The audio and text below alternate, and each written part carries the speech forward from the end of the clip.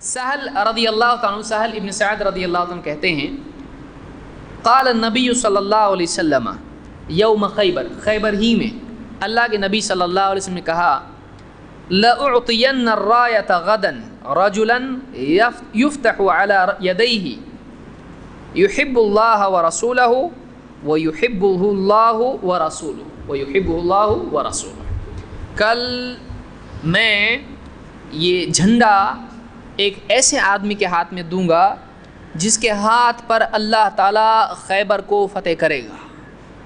Future کی news پہلے سے ہی دے دی، اور کس کے ہاتھ پہ فتح ہوگا وہ بھی بتایا، اور زیادہ بڑی بات کیا بتائی کہ وہ اللہ اور اس کے رسول سے محبت کرتا ہے اور اللہ اور اس کے رسول بھی اس سے محبت کرتے ہیں۔ اور باپ، یہ تو کتنی بڑی بات ہوگی۔ نمبر 1 جھنڈا ملے گا، نبی دیں گے۔ نمبر 2 فتح ہوگی۔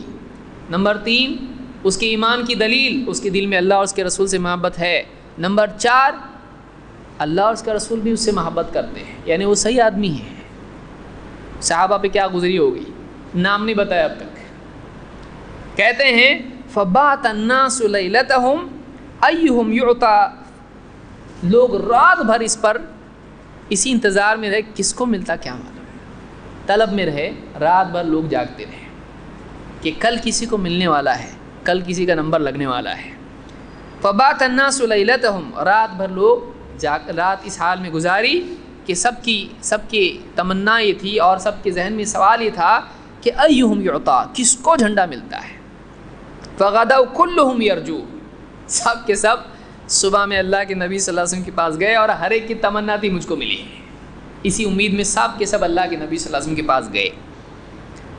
فقال این علی، آپ نے سوال کیا پوچھا، علی کہاں ہے، علی کدھر ہے۔ فقیل یشتکی عینیہ، لوگوں نے بولے ان کی آنکھ میں بہت پرابلم ہے، حضرت علی کی آنکھ میں بہت تکلیف تھی، ہمیشہ ان کو تکلیف رہا کرتی تھی، تو کہا کہ ان کی آنکھ میں بہت تکلیف ہو رہی ہے اس لیے وہ نہیں آئے، ان کی آنکھ میں بڑی تکلیف ہے۔ یعنی آپ سوچئے کہ وہ نہیں گئے کتنی حالت خراب ہوگی کہ آنکھ ایسی دکھ رہی ہے، تکلیف، پریشان، اور سفر میں اب ایک دم مصیبت کے حالات ہیں۔ فقیل یشتکی عینیہ، کہا ان کی دونوں آنکھیں بہت دکھ رہی ہیں۔ فبصق، آپ نے بلایا ان کو، فبصق فی عینیہ ودعا لہ فبرأ کأنہ لم یکن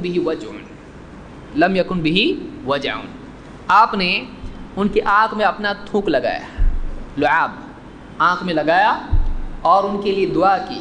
کہتے ہیں ایسے ہو گئے جیسے آپ کا تھوک لگایا گیا آنکھ میں، ایسے ہو گئے جیسے کہ کچھ ہوا ہی نہیں تھا ان کو، جیسے کہ کچھ ہوا ہی نہ ہو۔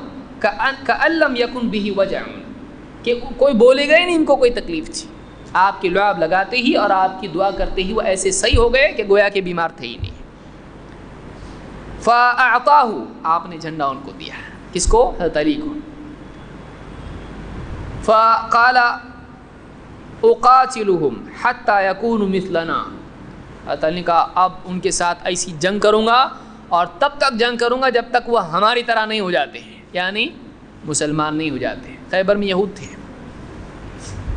فقال انفض رسلک، آپ نے فرمایا ایسا نہیں، انفض علی رسلک، کہا جیسا نارمل سپیڈ سے جا، جیسے کہیں گے انفض علی رسلک، گڑبڑ نہیں، ایسا کچھ کر مت، تو بالکل ٹھیک ٹھاک اپنی رفتار سے تو جا، اور حتی تنزل بساحتہم، یعنی بھگدڑ مچا، آرام سے جا، آرام سے جا، یہاں تک کہ ان کا جو میدان ہے وہاں تو پڑاؤ ڈال، وہاں پڑاؤ ڈال، یعنی ان کے سامنے ڈسپلے ہونا چاہیے کہ آئے ہم لوگ، فوراً حملہ مت کر، پڑاؤ ڈال وہاں پہ جا کے۔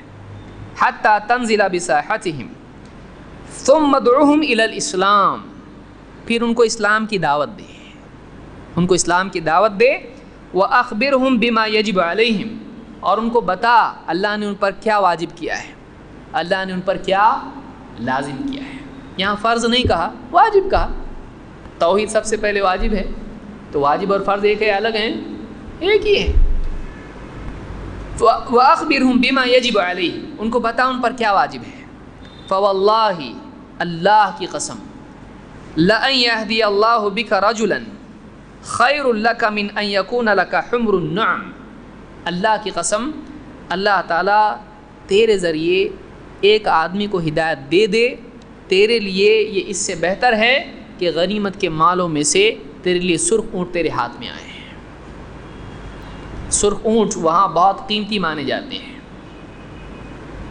جیسے آج کے دور میں مرسیڈیز اور اس طرح کی چیزیں ہیں، اس زمانے میں لال اونٹ کا وہی ویلیو تھا جو آج ایک دم بہت ہی اچھی کار وغیرہ کا جو ویلیو ہوتا ہے۔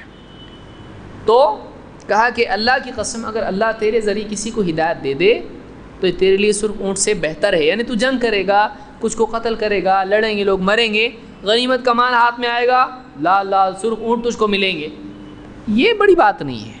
تیرے ذریعے اللہ تعالیٰ کسی کو ہدایت دے، یہ تیرے لیے غنیمت کے مال سے یا سرخ اونٹوں سے بہتر ہے۔ اس کو امام البخاری اور مسلم دونوں نے روایت کیا اور الفاظ بخاری کے ہیں۔ اس سے بھی معلوم ہوتا ہے کہ اسلام واقعی جنگ کے لیے نہیں آیا ہے۔ حضرت علی کیا کہہ رہے ہیں؟ جاؤں گا لڑوں گا ان سے، آپ کہہ رہے ہیں نہیں، آرام سے جا، بگدڑ مت مچا، جہاں پڑاؤ ڈال، حملہ مت کر، دعوت دی ان کو، اصل مقصود دعوت ہے۔ اور یہ بھی بتا رہے ہیں دیکھ غالب آنے سے بہتر ان کو ہدایت ملنا ہے۔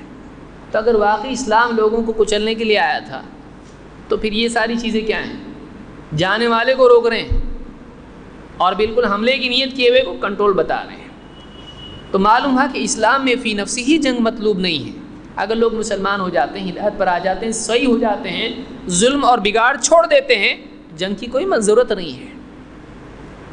کوئی بھائی آدمی صحیح ہو رہا ہے، اپنے آپ میں آج سے صحیح ہوتا ہوں، پٹائی کی ضرورت ہے اس کی؟ نہیں ضرورت ہے۔ اگر کوئی اپنے آپ صحیح ہو جاتا ہے تو اس کو پٹائی کی ضرورت کیا ہے؟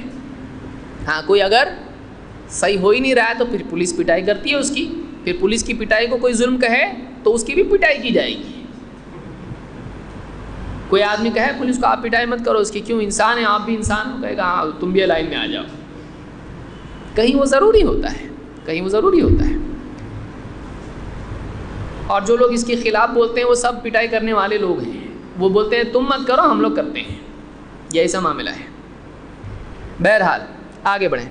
اسلام ظلم کو منع کرتا ہے، ظلم کسی پر نہیں کرنا چاہیے، لیکن حکومت کے اختیارات ہوتے ہیں، حاکم جہاں مناسب سمجھے گا اس حکومت کے ساتھ میں یا تو معاہدہ کرے گا امن کا، یا تو اس کے ساتھ جنگ ہوگی، جیسے بھی حالات جہاں لے جائیں وہاں حاکم کو جانا پڑتا ہے، ڈیسیجن لینے پڑتے ہیں۔